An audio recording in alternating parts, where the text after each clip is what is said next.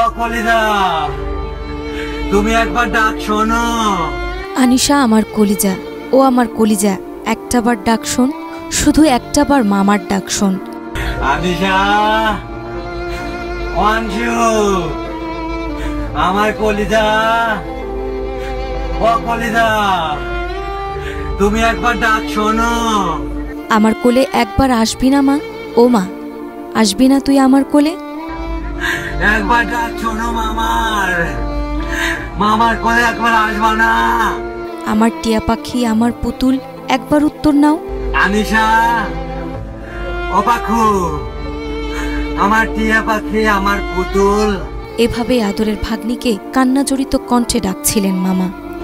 অঞ্জু, অঞ্জু। যে ভাগ্নিকে আদর করে মামা খাইয়ে দিতেন, কাঁধে নিয়ে ঘুরতেন, সেই ভাগ্নি এখন নিথর দেহ নিয়ে শুয়ে আছে। সানবিট সব দিবে সামাল।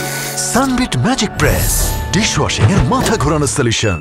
ছোট্ট যে হাত দুটো সবসময় মামার হাত জড়িয়ে রাখত, সেই হাত আজ শতটা কেউ উঠছে না। কেউ বলছে না, চলো মামা আজ আমরা রিকশায় ঘুরবো, কিংবা মামা তাড়াতাড়ি চলো আমার স্কুলের দেরি হয়ে যাচ্ছে। আদরের ভাগ্নি আনিশাকে একবার আদর করার জন্য বারবার গাড়িতে চুমু খাচ্ছেন মামা। বিলাপ করে বলছেন, এই আদর আমার মায়ের কপালে পৌঁছে যাবে। কখনো বা কাঁদতে কাঁদতে বলছেন, আমাকে নিয়ে আমার মাকে কেন রেখে গেলে না? একমাত্র ভাগ্নিকে হারিয়ে শোকে স্তব্ধ এই মামার বুকে আর কখনোই ফিরবে না আনিশা, তার আদরের আনশু। নাজনাজমা, মাই টিভি।